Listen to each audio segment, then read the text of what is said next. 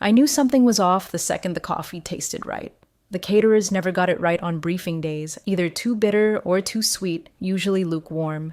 But that morning, it was perfect. Strong, hot, uncomfortably smooth, like the universe had decided to butter me up before punching me in the teeth. My name is Tanya Ellis. I've been Security Operations Manager at Hayes Falcon Systems for 14 years, 6 months, and 2 days. Don't let the title fool you. It's not badges and buzzers. My job is to make sure no one with a heartbeat or a keyboard jeopardizes our contracts with the Department of Defense. I sign off on clearances, SCIF access, cyber drills, emergency protocols, you name it. Most folks in the company forget I exist until a terminal locks down or the wrong guest badge triggers a red light. That's the thing about security. If you're doing it right, no one notices. Hey, real quick, if you're listening to this and you haven't already, hit that subscribe button and drop a like.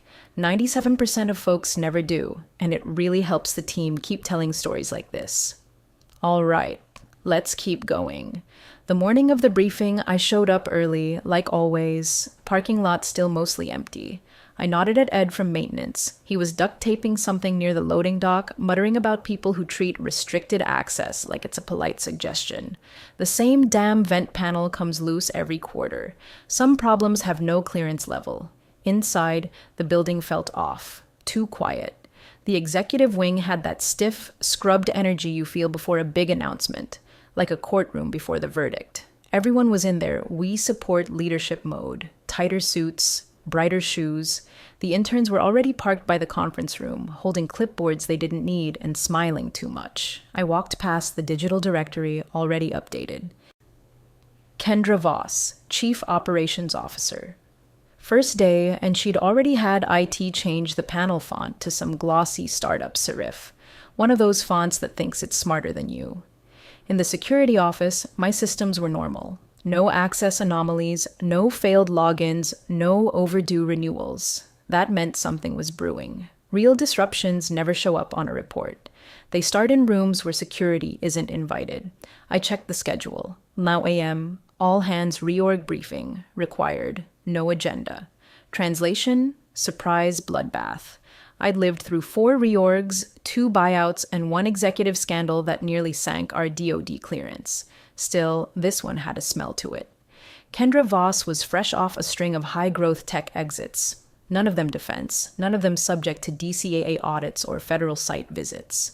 She made her name slashing costs and inflating margins, bragged about it in interviews. Now she was here, at a federal contractor where you can't so much as move a desk lamp without logging it in triplicate. I'd done my homework, of course. She once referred to corporate risk managers as compliance parasites, called information security a culture of saying no, made her disdain very clear for overlayered oversight roles. I was 3 for 3 on her personal hit list. By 8:40, the room was packed. Conference B, top floor, folding chairs filled in by latecomers, projectors humming. Her assistant, a painfully thin man who blinked like a warning light, handed out laminated vision decks with phrases like agility first and redefining operational excellence. Always a bad sign when the decks arrive before the coffee. Then the doors opened. Kendra Voss walked in like she owned gravity. Blonde bob, dark suit, red heels that clicked like metronomes. She smiled, wide, bright, and cold, and took her place at the front of the room. Behind her, the org chart flickered onto the screen. Boxes everywhere, some new, some missing, and my name, gone. She started with a joke. "Some of you look like I just announced layoffs," she said, beaming like a morning show host. "Don't worry, I'm not here to gut the place. I'm here to give it a heart transplant." Nervous laughter. People always laugh when they don't know if it's safe not to. Kendra clicked her remote. Slide 1. A pastel waterfall chart of operational inefficiencies. Slide 2. Redundancy by function. Slide 3. Legacy roles and resource realignment. I already knew what was coming. I saw the line connecting security management to support services. Provisional. She didn't even look at me when she said it. Now, one role I want to highlight as emblematic of our need to evolve is our in-house security operations manager. Historically important, sure, but in today's cloud-based compliance landscape, we're rethinking what's essential. She paused. eyes scanning the room. I've decided to transition this function to a more forward-facing capacity. Starting today, Tanya Ellis will be leading our front desk modernization, ushering in a new era of customer experience at reception.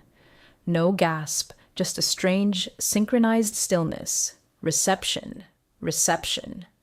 I have held 3 different security clearances in my life. Designed the emergency lockdown matrix after the 2020 audit scare. I was the one who found the firmware exploit in our biometric doors before it hit CNN.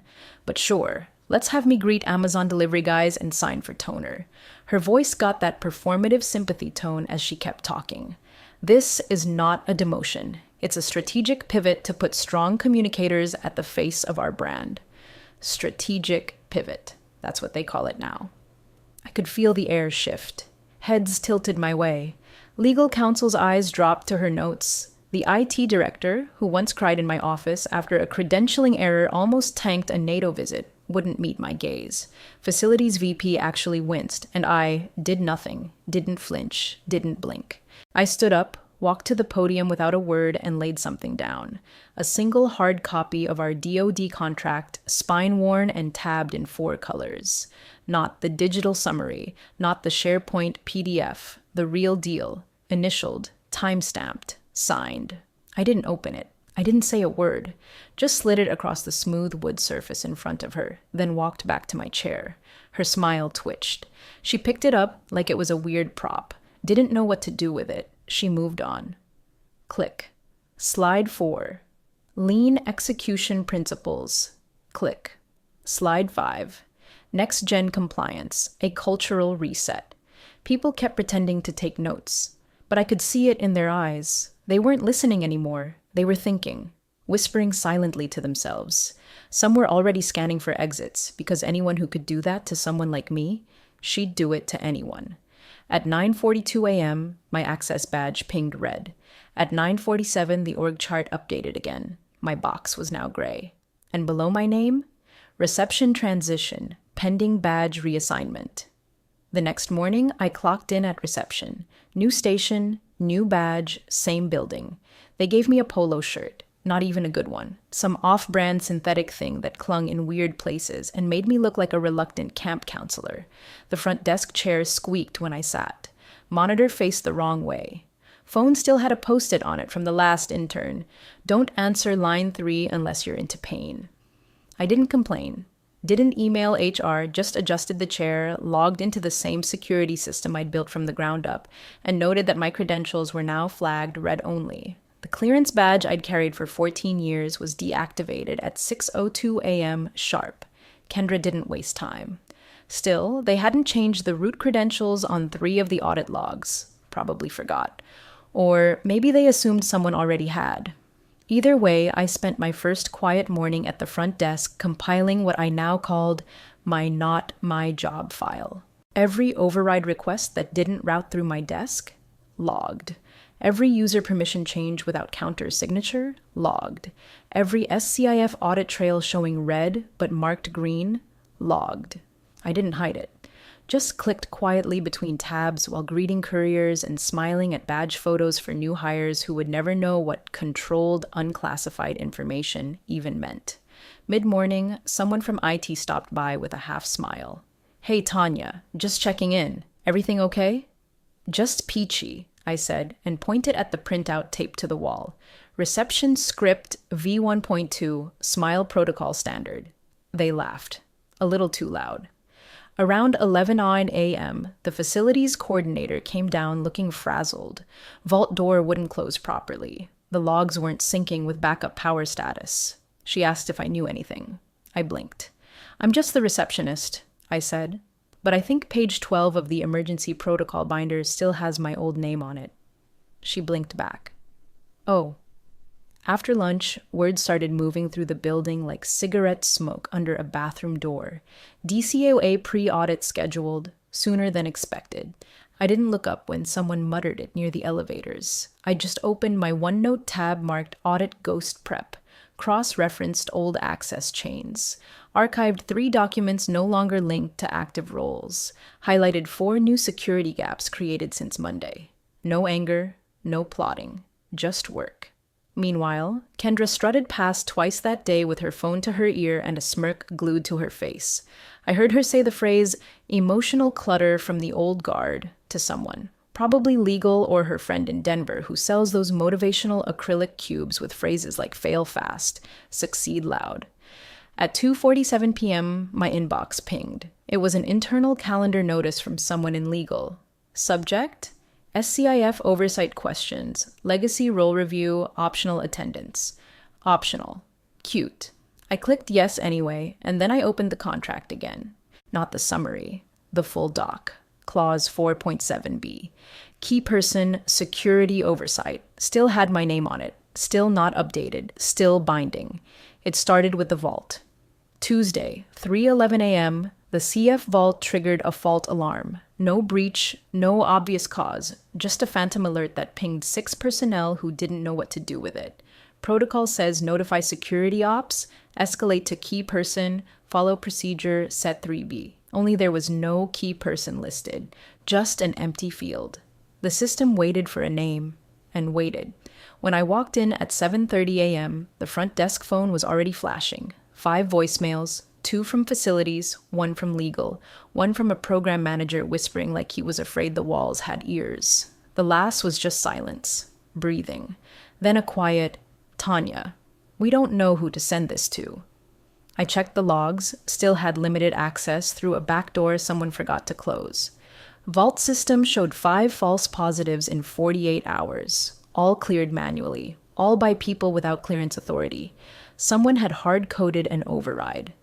By 10 a.m., the remote access dashboard started spitting out session timeout errors. SCIF workstations couldn't verify key exchanges. Cyber flagged it as a temporary handshake delay, which is what they say when they have no clue what the hell is going on.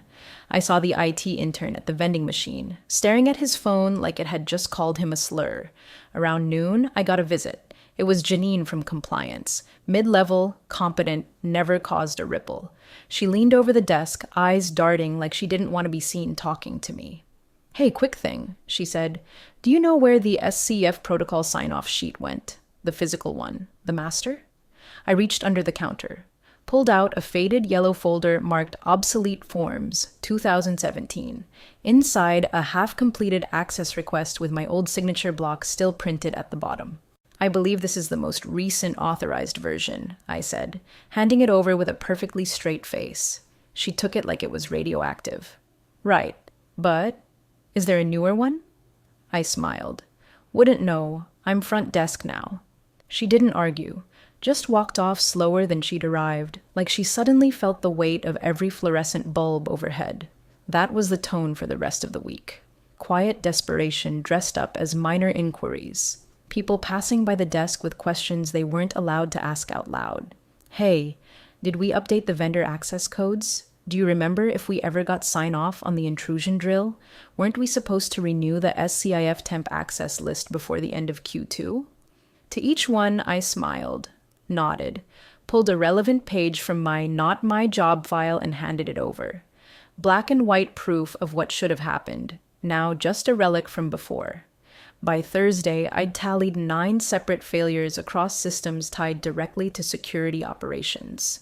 Kendra didn't stop by once, but I saw her on the upper floor monitors, laughing over boxed sushi in the boardroom, scribbling notes on her compliance integration dashboard, while people ran drills with broken chains of custody and invalid clearance proxies.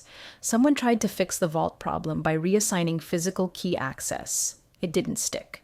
The server still required a biometric override from my original credentials, which were, surprise, no longer valid. I watched the access logs time out over and over again. They were trapped in a loop only I could end, and I wouldn't lift a finger, because they told me not to, because legacy roles don't interfere with innovation, because I was just the receptionist now. So I sat there, watching the system devour itself one red flag at a time, and every time someone whispered, "Who used to handle this?"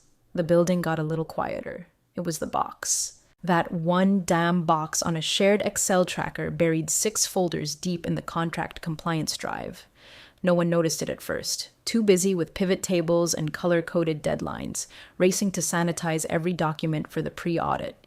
But that red cell lit up like a bleeding wound the second legal tried to cross-reference key personnel for the DoD renewal.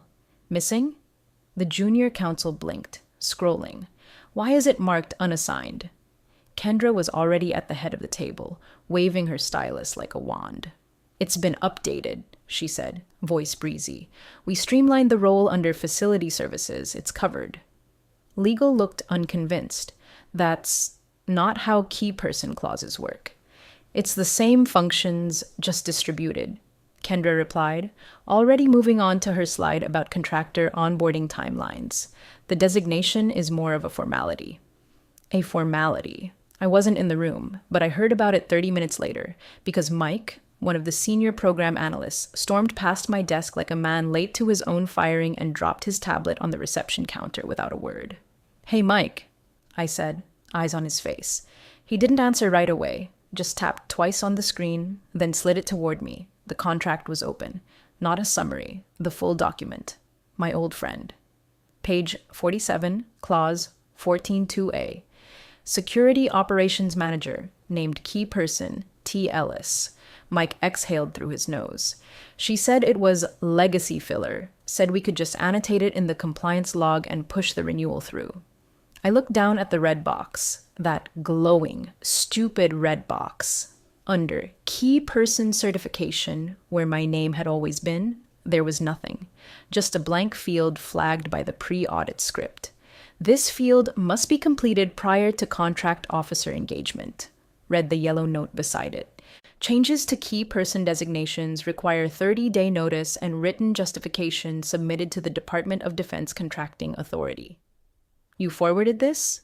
I asked. He nodded. Compliance pinged DCAA for clarification. How long ago? 7 minutes.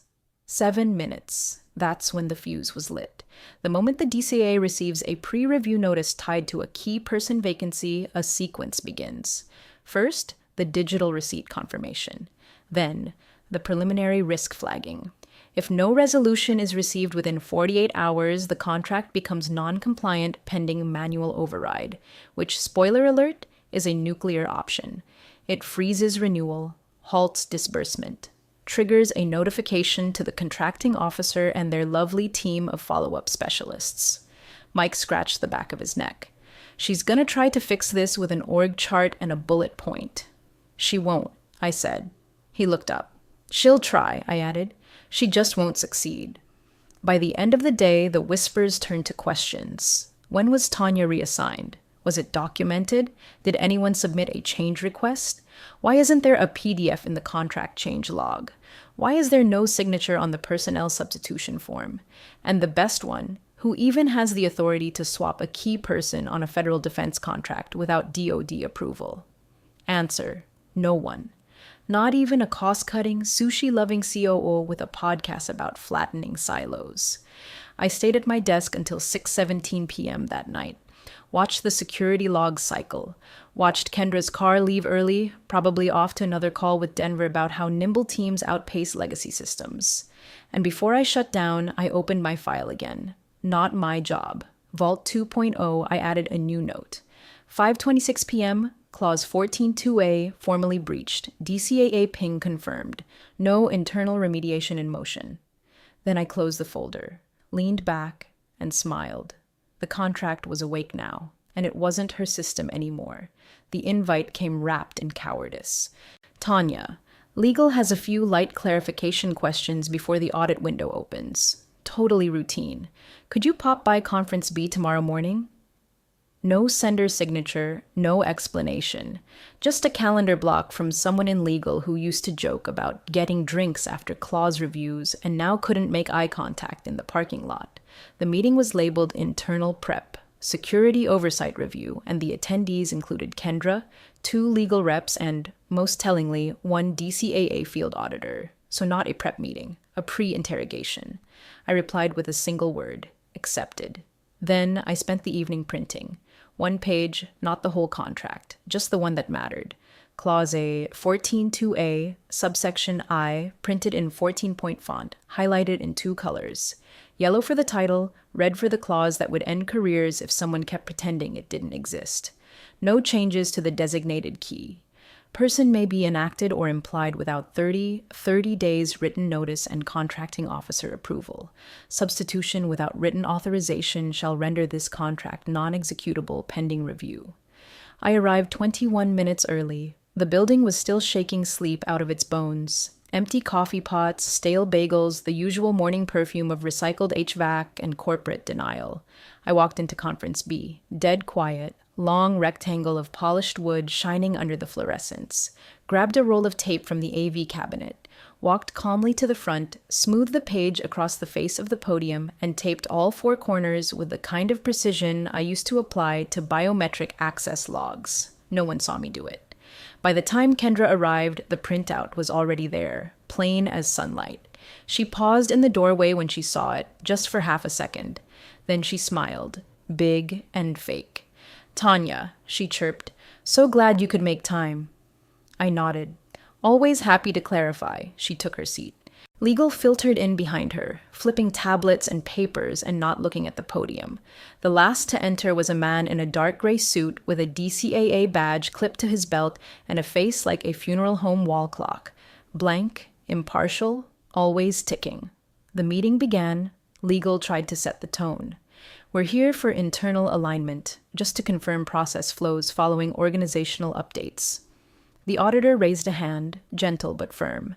"Before we proceed, can I get clarity on the key person designation?" Kendra jumped in too fast. "That role's been streamlined into facility services. It's been administratively rebalanced, but the essential functions remain intact under revised ownership." The auditor didn't react, just turned to the podium, read the clause taped in front of him. He didn't read it out loud. He didn't need to. Silence stretched so long I could hear the HVAC cough. Then he took out a pen, uncapped it slowly, and underlined one sentence on the page. "No changes, without written notification and approval." Then he looked at Kendra. "Was this authorization submitted to the contracting officer?" Kendra smiled like she had a backup plan. "The org chart reflects the transition. We were under the impression." "Was it submitted?" the auditor said again, voice still polite. "In writing?" Legal began flipping frantically through a binder. Someone whispered, "We emailed compliance." The auditor didn't even blink. "Emails are not formal notifications under the agreement." No one spoke. No one moved. And I just watched. Didn't smile, didn't speak, didn't gloat. Just watched the machinery grind to a halt because one woman with a title she didn't understand thought a clause was just a suggestion. Across the table, the senior legal advisor slowly closed her laptop. That's when I knew they finally saw it. Not just the clause. Me, the one person who knew where the floorboards were soft. The one they'd tried to bury behind a smile and a polo shirt.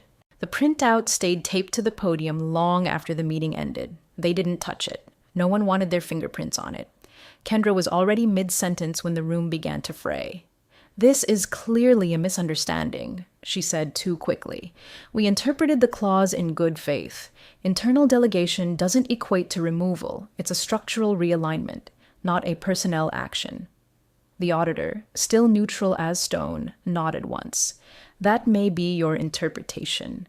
The contract language, however, is explicit. The clause is active. As of this moment, the contract is flagged for potential non-compliance pending resolution."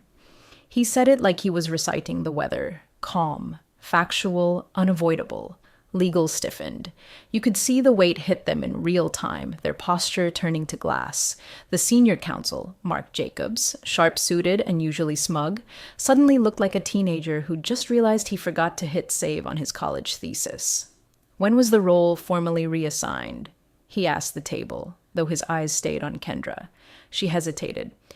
"We folded it into facilities on the 15th. There was an org chart update submitted. I believe the change log was included in our internal distribution." Mark didn't blink. "That's not formal notice." "Well, I emailed." "Emails aren't formal notices," he snapped. Across the table, someone from contracts cleared their throat, voice thin. "We couldn't find a personnel substitution form in the tracker. Nothing signed." Kendra's voice got sharp at the edges. We're getting lost in semantics. The function exists. Whether Tanya sits in the chair or not shouldn't determine the viability of the program. That's when I moved. Quietly. Deliberately. I reached into the slim gray folder I'd placed beside me when I arrived, pulled out a single printed email chain and slid it across the table.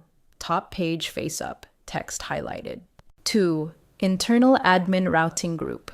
From Kendra Voss. Subject, Security Role Consolidation. Date, 4 weeks ago. Please process this as an internal realignment. No need for external routing, it's just optics. No signature, no submission line, no carbon copy to legal, no attached PSF, no formal cover page. Just a backchannel move between two admin assistants and a memo never meant to be seen outside the hallway where ambition plays telephone with policy. The auditor took one look and scribbled something in his pad. Mark stared at the page like it had personally insulted him. You didn't submit the PSF? Kendra's mouth opened, then closed. We were trying to move quickly. The auditor looked up. That may have created a compliance breach. I'll need to notify the contracting officer that the designated key person was removed without approval. The silence that followed didn't feel like a pause. It felt like a countdown. I didn't speak. I didn't need to, because the air in that room had changed. The oxygen had shifted, and all eyes, every pair, went from Kendra to the document. Then to me. Not with pity, not with surprise. With realization that I wasn't the forgotten one anymore. I was the reason the building was still standing, and the reason it now trembled. No one asked me for comment. No one needed clarification. I didn't gloat, didn't lean in. I simply sat there, still in my reception uniform, still in my downgraded chair, while the woman who tried to erase me struggled to hold on to a story already slipping through her fingers. The spotlight didn't swing back to me. It stayed on her. But I was the reason it was shining. It was the question that ended her. Who demoted the role holding this $60 million contract together? The DCAA auditor didn't raise his voice. He just let the question hang there like smoke after a gunshot. Everyone in the room froze. You could hear a pen cap click, someone's throat catch. No one looked at me. They were all staring at her. Kendra. Waiting for the story she'd practiced, the clever spin she always had ready. But there was no slide deck now, no stylus in hand, just silence. She blinked. Then, finally.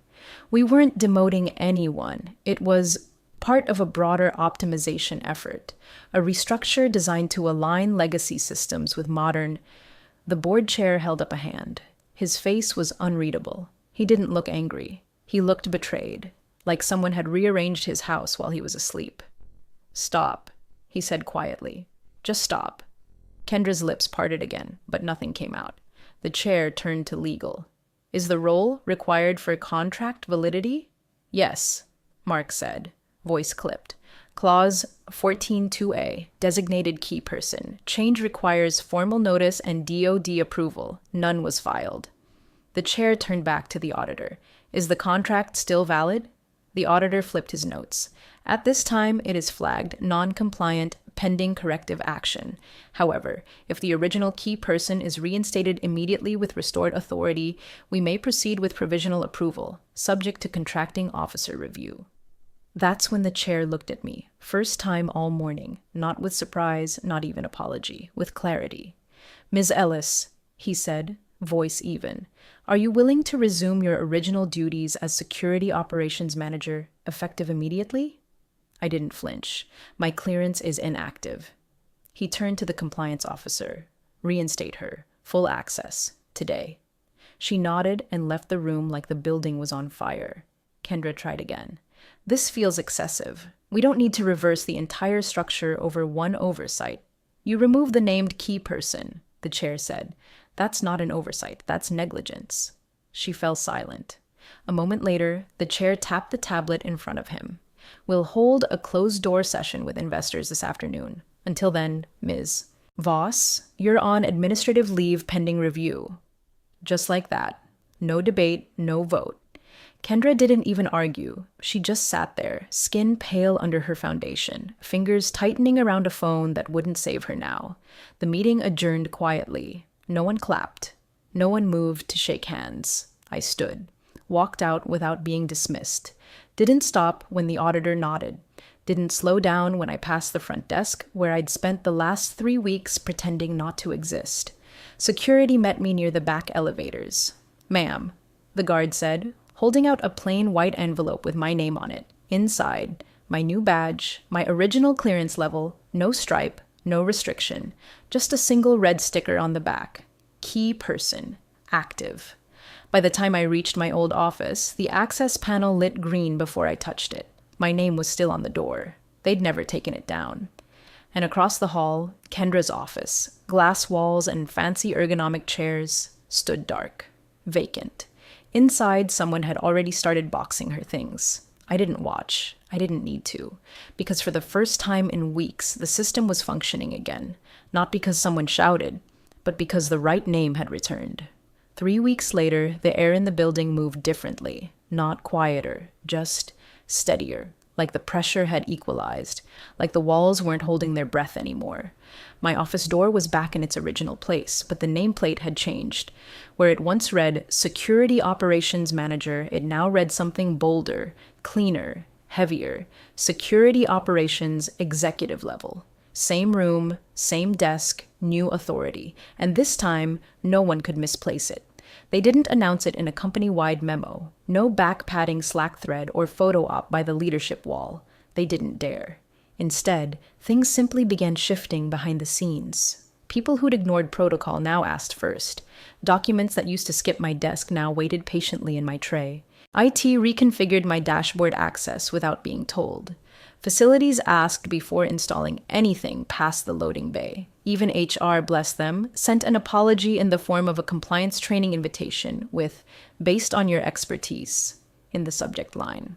The door across the hall, Kendra's old glass fortress, remained unclaimed. Lights off. A monitor unplugged. Eventually, the frosted glass got a new overlay, something generic, reserved.